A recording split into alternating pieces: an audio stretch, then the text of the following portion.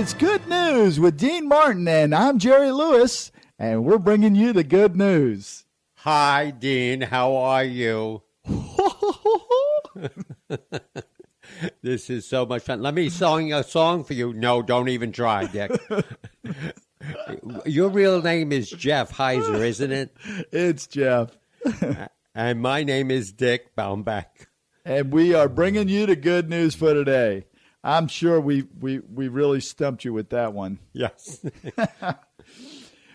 Well, the show is all about good news, and as Dick Baumbach said last time around, he had a wonderful story for us about a Chicago linebacker who saves a man choking on a brisket at a busy airport.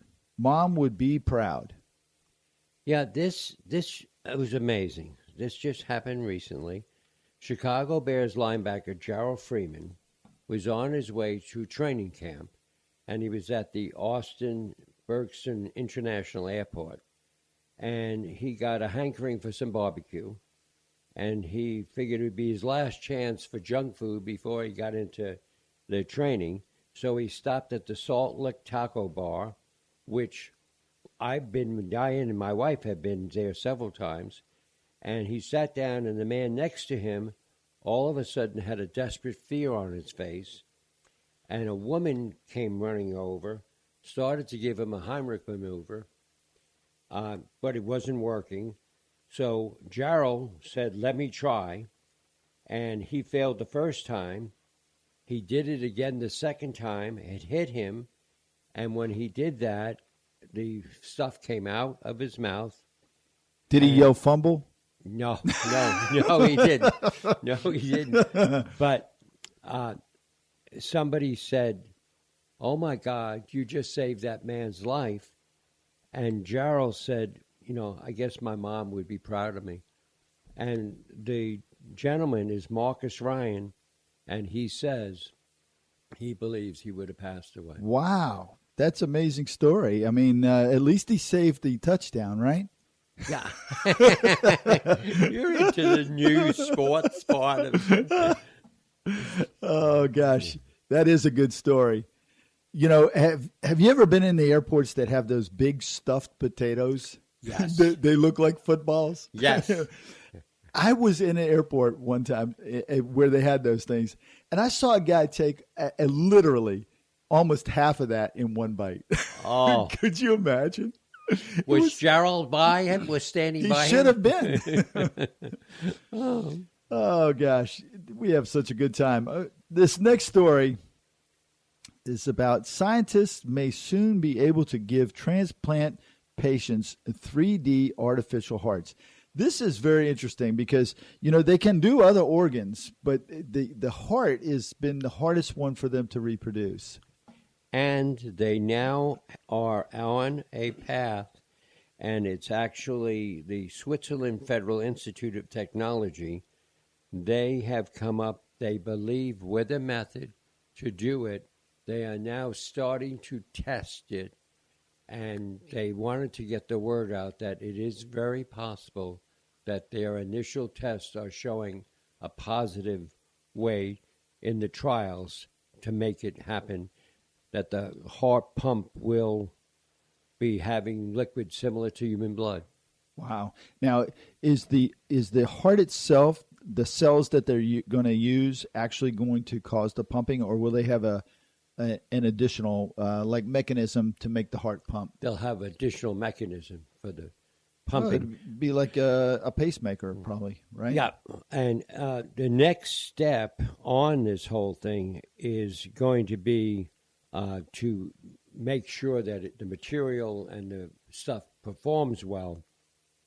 And then they're going to have to get it to patient testing.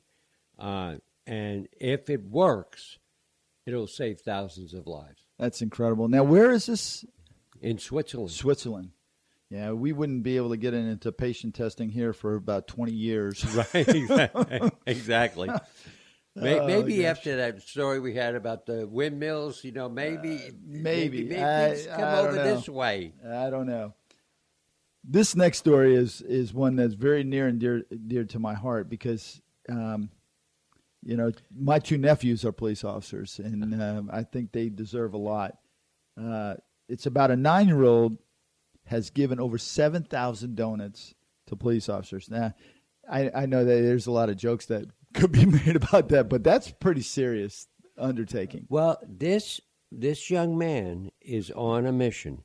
His name is Tyler Karish, and he's wants to give every police officer in America a donut. And he started this in Florida. And he's going all across the country anytime he travels with his parents. And he makes sure that he gets donuts. And now what's happening, people are finding out, and they're buying the donuts for him. Wow. To give, and he just goes over and gives donuts because he says he believes that police officers need that, and he wants to thank him. He's 9 years old. That's incredible. That really is. You know, every time my grandsons now are with me at the Christmas parade that we have police officers that block off the streets and stuff, and I bring them up and have them shake the police officer's hand and tell them thank you for being there to make the parade possible. And now I don't even have to tell them. They said, "Come on, Grandpa, we got to go see them." Yeah, that's right. It's the way. I mean, to me, that's just the way you got to be. Well, and with this young man, what Tyler's done is he now has a cape on his back. A cape that he See, wears. Krispy Kreme. No, Superman. He's got the cape says on the back, "I do not need a reason to thank a cop." Wow, that's Donut. Yeah, that's awesome. And he started, by the way, getting these donuts by doing chores around his house and collecting scrap metal from his grandfather. And as more and more people found out about it, they started, here we go again, a crowdfunding page. Wow. Well, that's a really good news story right there. This next one that you have is gas station owner with heart for the homeless keeps doors open for them 24/7. Yep. And this gas station owner, his name is Pillar Love, and he's in Santa Springs gas station, California, and he happened to see a 44-year-old caregiver for an autistic teen basically going into this other gas station and using the bathroom. And he said, wait a minute, these people need help. I'm going to let them sleep here. I'm going to let them use the bathroom so they can stay out of the weather. And so everybody was saying to him, well, this is, your business is just going to, no. People are saying, okay, this is good of you to do this. Wow. That is really good of him to do this because it could cost him his business in a lot of different ways. Well, the thing is, I think, again, people are like, they're looking for this good stuff. Right. And when they see it, they say, well, I'll go use that gas station. Yep. I mean, it's just unbelievable. Now, does he give them food or anything? Or yeah, he helps them out with food. And, he is able to sense who's playing a game and who's not. Right. But people that really are homeless veterans, homeless families, he takes care of them. It makes a lot of sense because some of these big gas stations, I mean, the truck stop gas stations, they have showers and laundry and everything. And why not do that when it's slow, or make it between these hours?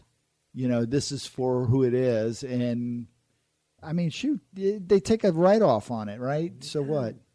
But look at how they're going to be helping people. Exactly. It's something to think about. Well, that's another great week of good news stories. And what do you have for us next week? More about homeless. Oh my gosh. I hope it's not about us. No, it's good news, though. It's good, positive stuff. Well, until next week there, Mr. Baumbach, have yourself a wonderful week, and thank you for bringing us the good news. Thank you, sir.